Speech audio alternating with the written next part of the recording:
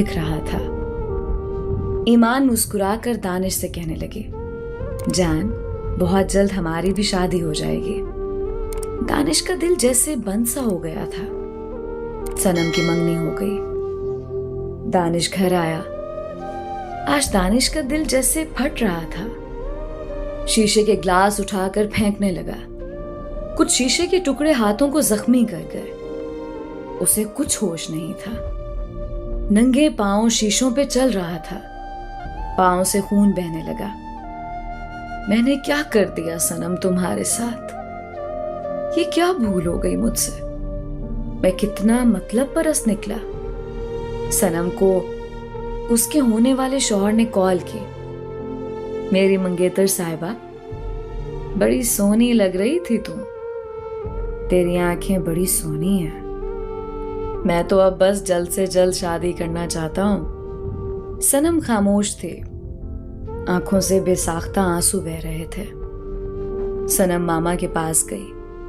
मामा, मुझे कहीं छुपा लो। इस इंसान से डर लगता है मुझे। मेरे बाबा की उम्र का है, जिससे बाबा शादी करवा रहे। मां खामोश रही। मैं क्या करूं मेरी बेटी, बहुत बेबस हूं। सनम को फोन आया। सनम ने आवाज सुनी। फोन बंद करने लगी।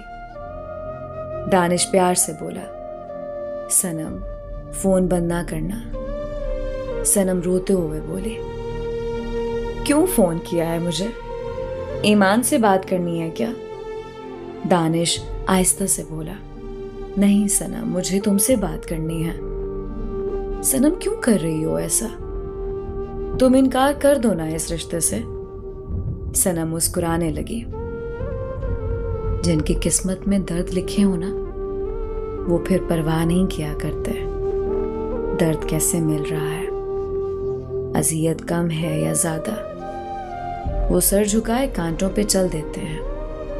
वैसे भी तुमको मेरी फिक्र करने की जरूरत नहीं है। ईमान तुम्हारा इंतजार कर रही होगी। उसे फोन कर लो। दानिश कुछ कहने लगा। फोन बंद हो गया। ये मैंने क्या कर दिया सनम के साथ? मैं अपनी मोहब्बत कैसे भूल गया? सनम रोने लगी। सनम और ईमान का निकाह एक ही दिन था। सनम का होने वाला शौहर लंगड़ाते हुए आ रहा था। 45 साल का शख्स। सनम दुल्हन बनी हुई थी। इधर ईमान बहुत खुश थी। दानिश दूल्हा बना हुआ था। ईमान ने दानिश को फोन किया, यार अभी तक पहुंचे नहीं आप लोग। कहा भी था टाइम पे आ जाना। मौलवी साहब इंतजार कर रहे हैं। दानिश बोला, यार तुम जानती हो बर्फबारी हो रही है, रास्ता बंद है, मौसम कितना खराब है, बस पहुंच रहे हैं। बारात पहुंच गई। निकाह का वक्त हुआ। सनम सामने थी। मौलवी निकाह शुरू करने लगा। दानिश उठा सनम के पास गया। सनम, हाथ थामो मेरा। सब हैरान थे। पागल हो गया है क्या? ईमान मुस्कुराते हुए पास आए। अरे क्या हो गया आपको दानिश? दानिश ने ईमान की आंखों में देखा। ईमान, मुझे सनम से जुदा ना करो। मैं तुमसे नहीं, सनम से शादी करना चाहता हूं। सब हैरान हो गए। पागल हो गया है क्या? सनम का होने वाला शौहर लंगड़ाते हुए आगे आया। ओ काका, तुमको पता है क्या बोल रहे हो? दानिश उसकी जानिब देखकर बोला, मैं अपनी हद में हूं। अपनी बेटी की उम्र की लड़की से शादी करते हुए तुमको अपनी हद याद नहीं क्या? आज चाहे कयामत ही क्यों ना आ जाए, सनम को अपने साथ लेकर जाऊंगा। सनम ने दानिश के मुंह पे थप्पड़ मारा। दानिश, मैं नफरत करती हूं तुमसे। नफरत करती हूं तुमसे, बहुत नफरत करती हूं। दानिश ने कदमों पे होंठ रख लिया। सनम, नफरत भी कबूल है, बस मेरी हो जाओ। मैं तुमको यूं अब दर्द में नहीं छोड़ सकता। सनम चिल्लाकर बोली, मैं अब तुम पे यकीन नहीं कर सकती। दानिश हल्का सा मुस्कुराया। अगर रात भर बरसती बर्फ में खड़ा रहूं तो? सनम ने इनकार में सर हिलाया। अब नहीं दानिश। दानिश बोला, अगर मर कर दिखाऊं तो? सनम बोली, मर भी जाओ तो भी नहीं। तुम पे अब एतबार नहीं कर सकती मैं। दानिश मुस्कुराया। सनम, दानिश तुम्हारा है, तुम्हारा था और तुम्हारा रहेगा। और मुझे अपनी मोहब्बत साबित करने के लिए अगर जान भी देना पड़ी तो दूंगा। देखता हूं तुम्हारी नफरत जीतेगी या मेरी मोहब्बत। सनम ने दानिश की आंखों में देखा। दानिश ने पलक झपकते ही रिवॉल्वर निकाला और खुद पे फायर किया। गोली सीने को चीरते हुए निकल गई।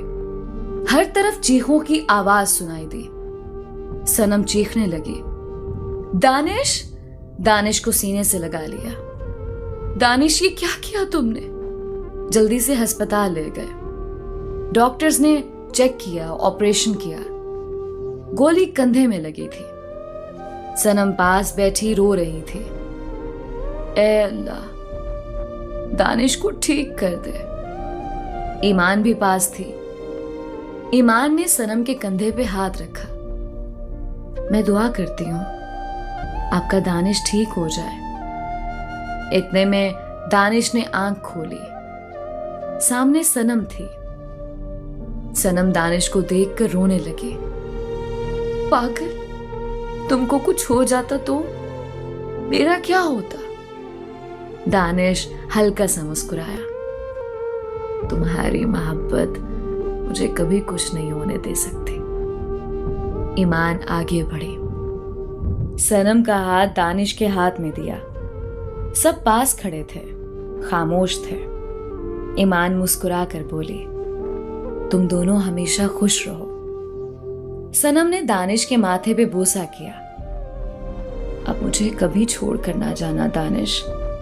दानिश ने सनम का हाथ अपने हाथ में मजबूती से पकड़ा। अब एक सांस भी तुम्हारे बिना नामुमकिन है मेरी जान। उनकी शादी हो गई। बहुत खुश थे। कौन जाने जिससे तुम मोहब्बत करते हो, जिसे चाहते हो, जिसे ख्वाब दिखाते हो, जिसको अपना बनाने की कस्में खाते हो, जिसको जिंदगी बनाते हो, उसको धोखा देने से पहले एक बार जरूर सोच लेना। हो सकता है वो जिंदगी में तुम्हारा साथ पाकर जीने लगा हो। बरसों बाद तुम्हारी सूरत में उसे सुकून मिला हो। तुम रास्ता बदलने से पहले सोच लेना।